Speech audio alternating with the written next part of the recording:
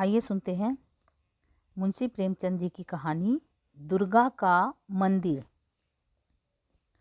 बाबू ब्रजनाथ कानून पढ़ने में मग्न थे और उनके दोनों बच्चे लड़ाई करने में। श्यामा चिल्लाती कि मुन्नू मेरी गुड़िया नहीं देता, मुन्नू रोता था कि श्यामा ने मेरी मिठाई खा ली। ब्रजनाथ ने क्रुद्ध होकर भामा से कहा, तुम इन दुष्टों को यहाँ से हटाती हो कि नहीं, नहीं तो मैं एक एक की खबर लेता हूँ। भामा चूल्हे में आग जला रही थी, बोली, अरे तो अब क्या संध्या को भी पढ़ते ही रहोगे? जरा दम तो ले लो। ब्रजनाथ, उठा तो नहीं जाएगा, बैठी बैठी वहीं से कानून बघारोगी। अभी एक आध को पटक दूंगा तो वहीं से गरजती हुई आओगी कि हाय हाय बच्चे को मार डाला। भामा, तो मैं भी कुछ बैठी या सोई तो नहीं हूँ। जरा एक घड़ी तुम ही लड़कों को बहलाओगे तो क्या होगा? कुछ मैंने ही तो उनकी नौकरी नहीं लिखाई।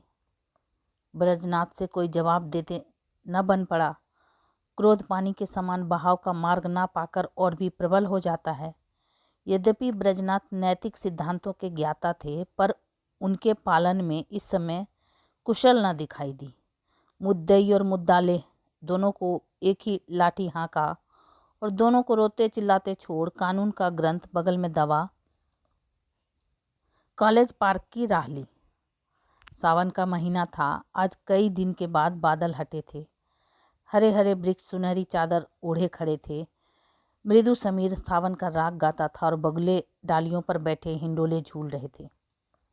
ब्रजनाथ एक बेंच पर आ बैठे और किताब खोली, लेकिन इस ग्रंथ को अपेक्षा प्रकृति ग्रंथ का अवलोकन अधिक चित्ताकर्षक था।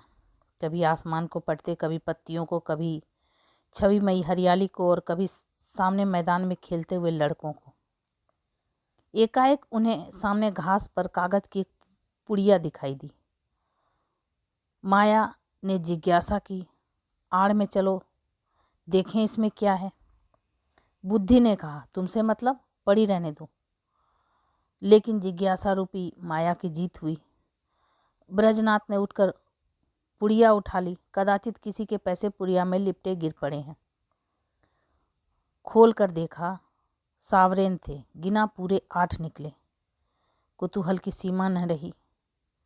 ब्रजनाथ की छाती धड़कने लगी। 8 सावरेन हाथ में लिए सोचने लगे, इन्हें क्या करूं? अगर यहीं रख दूं तो न जाने किसकी नज़र पड़े, न मालूम कौन उठा ले जाए। नहीं, यहाँ रखना उचित नहीं। चलूं थाने में इतला कर दूं और ये सावरेन थानेदार को सौंप दूं। जिसके होंगे वह आप ले जाएगा, या अगर उसको ना भी मिले तो मुझ पर कोई दोष न रहेगा। मैं तो अपने उत्तरदायित्व से मुक्त हो जाऊंगा। माया ने पर्दे की आड़ से मंत्र मारना शुरू किया। वह थाने नहीं गए। सोचा, चलूं भामा से एक दिल लगी करूं। भोजन तैयार होगा, कल इत्मीनान से थाने जाऊंगा। भामा ने सावरेन देखे तो हृदय में गुदगुदी सी हुई। पूछा, किसकी है? ब्रजनाथ, मेरी। भामा, चलो कहीं हो ना। ब्रजनाथ, पड़ी मिली है। भामा, झूठ बात, ऐसे ही भाग्य के बली हो तो सच बताऊं कहाँ मिली? किसकी है? ब्रजनाथ, सच कहता हूँ, पड़ी मिली। भामा, मेरी कसम? ब्रजनाथ, तुम्हारी कसम। भामा गिन्नियों को पति के हाथ से छीनने की चेष्टा करने लगी। ब्रजनाथ ने कहा, क्यों छीनती हो? भामा, लाओ मैं अपने पास रख लूं। ब्रजनाथ, रहने दो, मैं इसकी इतला करने थाने जाता हूँ। भामा का मुख मलिन हो गया। बोली, पड़े हुए धन की क्या इतला? ब्रजनाथ, हाँ और क्या, इन 8 गिन्नियों के लिए ईमान बिगाड़ूंगा? भामा, अच्छा तो सवेरे चले जाना, इस समय जाओगे तो आने में देर होगी। ब्रजनाथ ने भी सोचा, यही अच्छा है। थाने वाले रात को तो कोई कार्रवाई करेंगे नहीं। जब अशरफियों को पड़ा रहना है तो जैसे थाना वैसे मेरा घर। गिन्नियाँ संदूक में रख दी। खा पी कर लेटे तो भामा ने हंसकर कहा, आया धन क्यों छोड़ते हो? लाओ मैं अपने लिए एक गुलबंद बनवा लूँ, बहुत दिनों से जी तरस रहा है। माया ने इस समय हास्य का रूप धारण किया। ब्रजनाथ ने तिरस्कार करके कहा, गुलूबंद की लालसा में गले में फांसी लगाना चाहती हो क्या? प्रातःकाल ब्रजनाथ थाने के लिए तैयार हुए। कानून का एक लेक्चर छूट जाएगा, कोई हरज नहीं। वह इलाहाबाद के हाई कोर्ट में अनुवादक थे। नौकरी में उन्नति की आशा न देखकर साल भर से वकालत की तैयारी में मग्न थे। लेकिन अभी कपड़े पहन ही रहे थे कि उनके एक मित्र मुंशी गोरेवाला आकर बैठ गए और अपनी पारिवारिक दुश्चिंताओं की विस्मृति की राम कहानी सुनाकर अत्यंत विनीत भाव से बोले, भाई साहब, इस समय मैं इन झंझटों में ऐसा फंस गया हूँ कि बुद्धि कुछ काम नहीं करती। तुम बड़े आदमी हो, इस समय कुछ सहायता करो। ज़्यादा नहीं, 30 रुपये दे दो, किसी न किसी तरह काम चला लूँगा। आज 30 तारीख है, कल शाम को तुम्हें रुपए मिल जाएंगे। ब्रजनाथ बड़े आदमी तो न थे, किंतु बड़प्पन की हवा बांध रखी थी। यह मिथ्याभिमान उनके स्वभाव की एक दुर्बलता थी। केवल अपने वैभव का प्रभाव डालने के लिए वह बहुधा मित्रों की छोटी मोटी आवश्यकताओं पर अपनी वास्तविक आवश्यकताओं को निछावर कर दिया करते थे। लेकिन भामा को इस विषय में उनसे सहानुभूति न थी। इसलिए जब ब्रजनाथ पर इस प्रकार का संकट आ पड़ता तब थोड़ी देर के लिए उनकी पारिवारिक शांति अवश्य नष्ट हो जाती थी। उनमें इनकार करने या टालने की हिम्मत न थी। वह सकुचाते हुए भामा के पास गए और बोले, तुम्हारे पास 30 रुपये तो न होंगे? मुंशी गोरेलाल मांग रहे हैं। भामा ने रुखाई से कहा, मेरे पास तो रुपए नहीं। ब्रजनाथ, होंगे तो जरूर बहाना करती हो। भामा, अच्छा बहाना ही सही। ब्रजनाथ, तो मैं उनसे क्या कहूँ? भामा, कह दो घर में रुपए नहीं है। तुमसे ना कहते बने तो मैं पर्दे की आड़ से कह दूँ। ब्रजनाथ, कहने को तो मैं ही कह दूँ, लेकिन उन्हें विश्वास ना आएगा, समझेंगे बहाना कर रहे हैं। भामा, समझेंगे तो समझा करें। ब्रजनाथ, मुझसे ऐसी बेमुरव्वती नहीं हो सकती। रात दिन का साथ ठहरा, कैसे इनकार करूं? भामा, अच्छा तो जो मन में आए सो करो। मैं एक बार कह चुकी हूँ, मेरे पास रुपए नहीं है। ब्रजनाथ मन में बहुत खिन्न हुए। उन्हें विश्वास था कि भामा के पास रुपए हैं, लेकिन केवल मुझे लज्जित करने के लिए इनकार कर रही है। दुराग्रह ने संकल्प को और दृढ़ कर दिया। संदूक से 2 गिन्नियाँ निकाली और गोरेलाल को देकर बोले, भाई, कल शाम को कचहरी से आते ही रुपए दे जाना। ये एक आदमी की अमानत है। मैं इसी समय देने जा रहा था। यदि कल रुपए ना पहुंचे तो मुझे बहुत लज्जित होना पड़ेगा। कहीं मुंह दिखाने योग्य न रहूँगा। गोरेलाल ने मन में कहा, अमानत स्त्री के सिवा और किसकी होगी, और गिन्नियाँ जेब में रखकर घर की राह ली। आज 1 तारीख की संध्या है। ब्रजनाथ दरवाजे पर बैठे गोरेलाल का इंतजार कर रहे हैं। 5 बज गए, गोरेलाल अभी तक नहीं आए। ब्रजनाथ की आंखें रास्ते की तरफ लगी हुई थी। हाथ में एक पत्र था, लेकिन पढ़ने में जी नहीं लगता था। हर तीसरे मिनट रास्ते की ओर देखने लगते, लेकिन सोचते थे, आज वेतन मिलने का दिन है, इसी कारण आने में देर हो रही होगी। आते ही होंगे। 6 बजे, गोरेलाल का पता नहीं। कचहरी के कर्मचारी एक एक करके चले आ रहे थे। ब्रजनाथ को कई बार धोखा हुआ। वह आ रहे हैं, जरूर वही हैं। वैसी ही अचकन है, वैसी ही टोपी है, चाल भी वही है। हाँ, वही हैं, इसी तरफ आ रहे हैं। अपने हृदय से एक बोझा सा उतरता हुआ मालूम हुआ, लेकिन निकट आने पर ज्ञात हुआ कि कोई और है। आशा की कल्पित मूर्ति दुराशा में बदल गई। ब्रजनाथ का चित्त खिन्न होने लगा। वह एक बार कुर्सी से उठे, बरामदे की चौखट पर खड़े हो सड़क पर दोनों तरफ निगाह दौड़ाई। कहीं पता नहीं। 2-3 बार दूर से आते हुए इक्कों को देखकर गोरेलाल का भ्रम हुआ। आकांक्षा की प्रबलता। 7 बजे चिराग जल गए। सड़क पर अंधेरा छाने लगा। ब्रजनाथ सड़क पर उद्गिन भाव से टहलने लगे। इरादा हुआ गोरेलाल के घर चलूं। उधर कदम बढ़ाए, लेकिन हृदय कांप रहा था कि कहीं वह रास्ते में आते हुए ना मिल जाए तो समझे कि थोड़े से रुपयों के लिए इतने व्याकुल हो गए। थोड़ी ही दूर गए कि किसी को आते हुए देखा। भ्रम हुआ गोरेलाल है। मुड़े और सीधे बरामदे में आकर दम लिया। लेकिन फिर वही धोखा, फिर वही भ्रांति। तब सोचने लगे कि इतनी देर क्यों हो रही है। क्या अभी तक वह कचहरी से ना आए होंगे? ऐसा कदापि नहीं हो सकता। उनके दफ्तर वाले मुद्दत हुई निकल गए। बस 2 बातें हो सकती हैं। या तो उन्होंने कल आने का निश्चय कर लिया, समझे होंगे रात को कौन जाए, या जानबूझकर बैठे होंगे, देना ना चाहते होंगे। इस समय उनको गरज थी, उस समय उनको गरज थी, इस समय मुझे गरज है। मैं ही किसी को क्यों न भेज दूं। लेकिन किसे भेजूं? मुन्नू जा सकता है, सड़क पर ही मकान है। यह सोचकर कमरे में गए, लैंप जलाया और पत्र लिखने बैठे। मगर आंखें द्वार की ओर ही लगी हुई थी। अकस्मात किसी के पैरों की आहट सुनाई दी, परंतु पत्र को एक किताब के नीचे दबा लिया और बरामदे में चले आए। देखा पड़ोस का एक कुंजड़ा तार पढ़ाने आया है। उससे बोले, भाई इस समय फुर्सत नहीं है, थोड़ी देर में आना। उसने कहा, बाबूजी घर भर के आदमी घबराए हैं, जरा एक निगाह देख लीजिए। निदान ब्रजनाथ ने झुंझलाकर उसके हाथ से तार ले लिया और सरसरी नज़र से देखकर बोले, कलकत्ते से आया है, माल नहीं पहुंचा। कुंजरे ने डरते डरते कहा, बाबूजी इतना और देख लीजिए किसने भेजा है।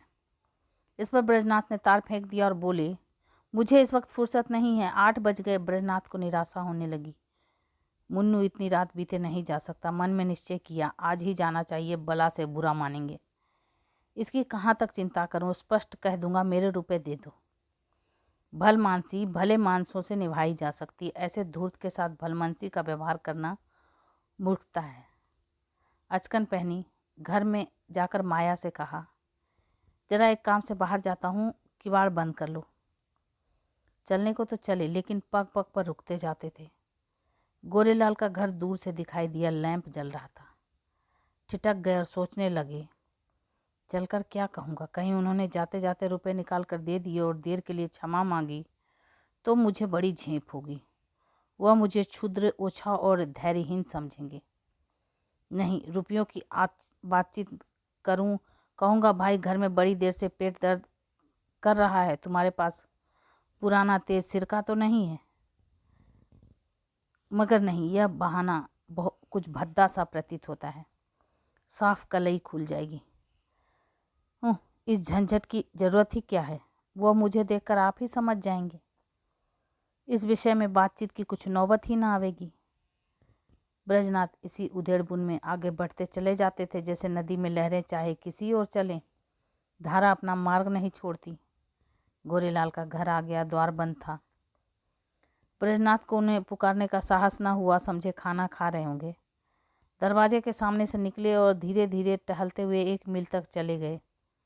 9 बजने की आवाज़ कान में आई। गोरेलाल भोजन कर चुके होंगे, यह सोचकर लौट पड़े। लेकिन द्वार पर पहुंचे तो अंधेरा था। वह आशारूपी दीपक बुझ गया। 1 मिनट तक दुविधा में खड़े रहे, क्या करूं, अभी बहुत सवेरा है, इतनी जल्दी थोड़े ही सो गए होंगे। दबे पांव बरामदे पर चढ़े, द्वार पर कान लगाकर सुना। चारों ओर ताक रहे थे कि कहीं कोई देख न ले। कुछ बातचीत की भनक कान में पड़ी।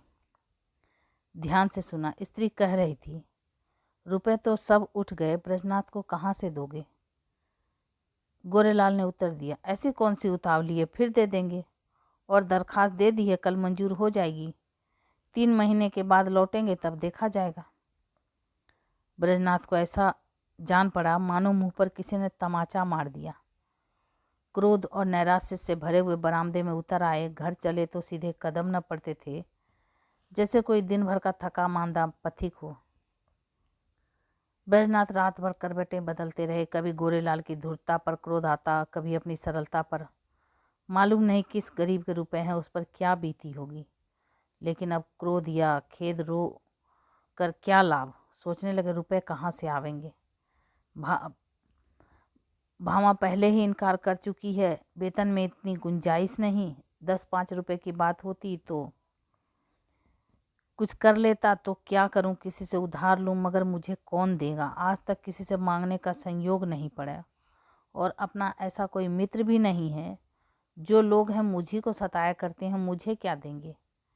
हाँ, यदि कुछ दिन कानून छोड़कर अनुवाद करने में परिश्रम करूं तो रुपए मिल सकते हैं। कम से कम 1 मास का कठिन परिश्रम है। सस्ते अनुवादकों के मारे दर भी तो गिर गई है। हाँ निर्दयी, तूने बड़ी दगा की, न जाने किस जन्म का बैर चुकाया, कहीं का न रखा। दूसरे दिन ब्रजनाथ को रुपए की धुन सवार हुई। सवेरे कानून के लेक्चर में सम्मिलित होते, संध्या को कचहरी से तजवीज़ों का पुलिंदा घर लाते और आधी रात बैठे अनुवाद किया करते। सिर उठाने की मोहलत न मिलती, कभी 1-2 भी बज जाते। जब मस्तिष्क बिल्कुल शिथिल हो जाता, तब विवश होकर चारपाई पर पड़े रहते। लेकिन इतने परिश्रम का अभ्यास न होने के कारण कभी कभी सिर में दर्द होने लगता, कभी पाचन क्रिया में विघ्न पड़ जाता, कभी ज्वर चढ़ जाता। तो इस पर भी वो मशीन की तरह काम में लगे रहते। भाभा कभी कभी जुझला कर कहती, अजी लेट भी रहो, बड़े धर्मात्मा बने हो, तुम्हारे जैसे 10-5 आदमी और होते तो संसार का काम ही बंद हो जाता। ब्रजनाथ इस बाधाकारी व्यंग का उत्तर न देते। दिन निकलते फिर वही चरखा ले बैठते, यहाँ तक कि 3 सप्ताह बीत गए और 25 रुपये हाथ आ गए। ब्रजनाथ सोचते थे 2-3 दिन में बेड़ा पार है, लेकिन 21वें दिन उन्हें प्रचंड ज्वर चढ़ाया और 3 दिन तक न उतरा।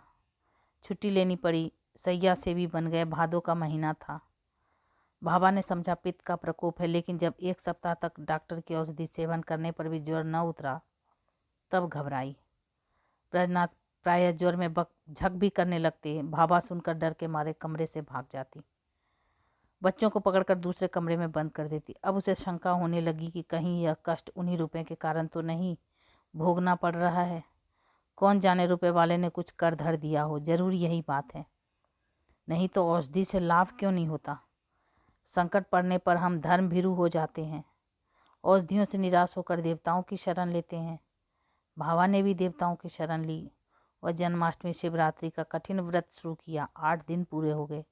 अंतिम दिन आया, प्रभात का समय था। भामा ने ब्रजनाथ को दवा पिलाई और दोनों बालकों को लेकर दुर्गा जी की पूजा करने के लिए चली गई। उसका हृदय आराध्य देवी के प्रति श्रद्धा से परिपूर्ण था। मंदिर के आंगन में पहुंची। उपासक आसनों पर बैठे हुए दुर्गा पाठ कर रहे थे। धूप और अगर की सुगंध उड़ रही थी। उसने मंदिर में प्रवेश किया। सामने दुर्गा की विशाल प्रतिमा शोभायमान थी। उसके मुखारबिंद पर एक विलक्षण दीप्त झलक रही थी। बड़े बड़े उज्जवल नेत्रों से प्रभा की किरणें छिटक रही थी। पवित्रता का एक समा सा छाया हुआ था। भाभा इस दीप्तवत मूर्ति के सम्मुख सीधी आंखों से ताक न सकी। उसके अंतःकरण में एक निर्मल विशुद्ध भाव, पूर्ण भय का उदय हो आया। उसने आंखें बंद कर ली, घुटनों के बल बैठ गई और हाथ जोड़कर करुण स्वर से बोली, माता मुझ पर दया करो। उसे ऐसा ज्ञात हुआ मानो देवी मुस्कुराई। उसे उन दिव्य नेत्रों से एक ज्योति से निकलकर अपने हृदय में आती हुई मालूम हुई। उसके कानों में देवी के मुंह से निकले ये शब्द सुनाई दिए, पराया धन लौटा दे, तेरा भला होगा। भाभा उठ बैठी। उसकी आंखों में निर्मल भक्ति का आभास झलक रहा था। मुख्यमंडल से पवित्र प्रेम बरसा पड़ता था। देवी ने कदाचित उसे अपनी प्रभा के रंग में डुबा दिया था। इतने में दूसरी एक स्त्री आई। उसके उज्जवल केश बिखरे और मुरझाए हुए चेहरे के दोनों ओर लटक रहे थे। शरीर पर केवल एक श्वेत साड़ी थी। हाथ में चूड़ियों के सिवा और कोई आभूषण न था। शोक और नैराश्य की साक्षात मूर्ति मालूम होती थी। उसने भी देवी के सामने सिर झुकाया और दोनों हाथों से आंचल फैलाकर बोली, देवी, जिसने मेरा धन लिया हो उसका सर्वनाश करो। जैसे सितार मिजराब की चोट खाकर थरथरा उठता है, उसी प्रकार भाभा का हृदय अनिष्ट के भय से थरथरा उठा। ये शब्द तीव्र शर के समान उसके कलेजे में चुभ गए। उसने देवी की ओर कातर नेत्रों से देखा। उनका ज्योतिर्मय स्वरूप भयंकर था। नेत्र उससे भीषण ज्वाला निकल रही थी। भाभा के अंतरकरण में सर्वथा आकाश से, मंदिर के सामने वाले वृक्षों से, मंदिर के स्तंभों से, सिंहासन के ऊपर जलते हुए दीपक से और देवी के विकराल मुंह से ये शब्द गूंजने लगे, पराया धन लौटा दे, नहीं तो तेरा सर्वनाश हो जाएगा। भाभा खड़ी हो गई। उस वृद्धा से बोली, क्यों माता, तुम्हारा धन किसी ने ले लिया है? वृद्धा ने इस प्रकार उसकी ओर देखा मानो डूबते को तिनके का सहारा मिला। बोली, हाँ बेटी। भाभा, कितने दिन हुए? वृद्धा, कोई 1.5 महीना। भाभा, कितने रुपए थे? वृद्धा, पूरे 120। भाभा, कैसे खोए? वृद्धा, क्या जाने, कहीं गिर गए। मेरे स्वामी पलटन में नौकर थे, आज कई बरस हुए वो परलोक सुधारे। अब मुझे सरकार से 8 रुपये साल पेंशन मिलती है। अब की 2 साल की पेंशन एक ही साथ मिली थी। खजाने से रुपए लेकर आ रही थी, मालूम नहीं कब और कहाँ गिर गए। 8 गिन्नियाँ थी। भामा, अगर वे तुम्हें मिल जाए तो क्या दोगी? वृद्धा, अधिक नहीं, उसमें से 50 रुपये दूंगी। भामा, रुपए क्या होंगे, कोई उससे अच्छी चीज दो।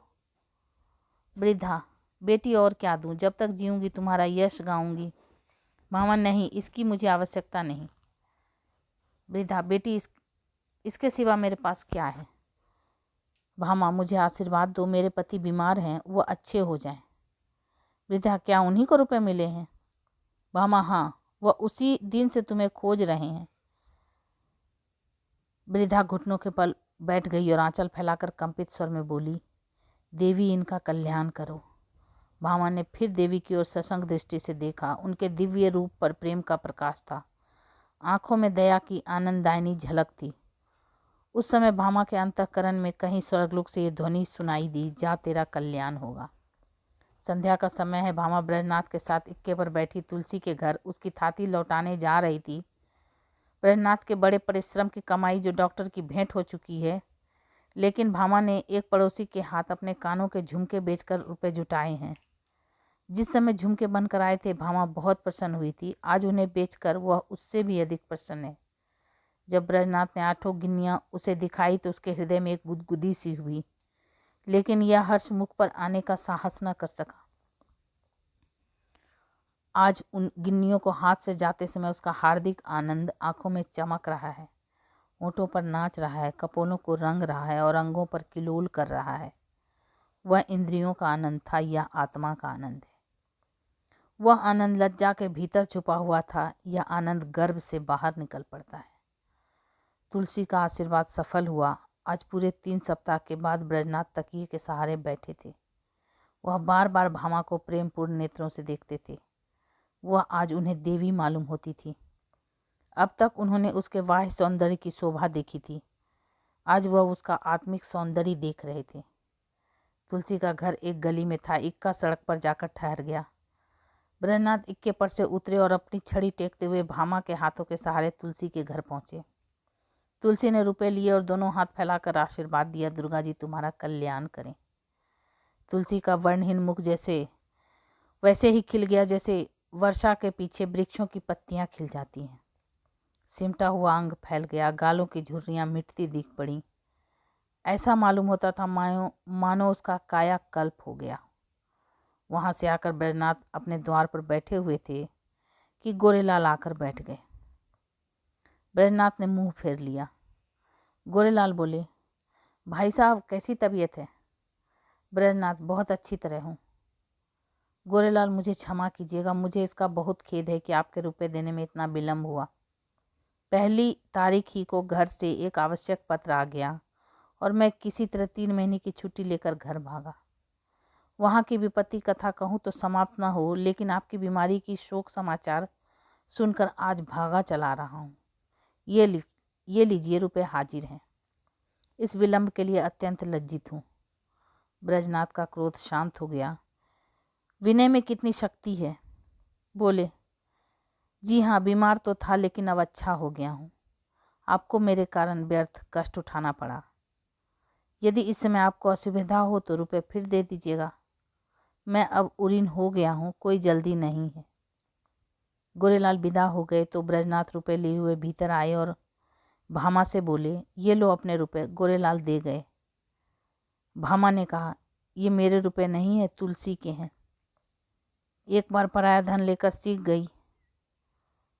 ब्रजनाथ, लेकिन तुलसी के पूरे रुपए तो दे दिए गए। भामा, दे दिए तो क्या हुआ, ये उसके आशीर्वाद की न्योछावर है। ब्रजनाथ, कान के झुमके कहाँ से आवेंगे? भामा, झुमके न रहेंगे न सही, सदा के लिए कान तो हो गए। तो ये आप सुन रहे थे प्रेमचंद जी की कहानी दुर्गा का मंदिर, रेणु की आवाज़ में। ऐसी ही अद्भुत कहानियों को सुनने के लिए मेरे चैनल को सब्सक्राइब करें, लाइक करें और शेयर करें। Thank you.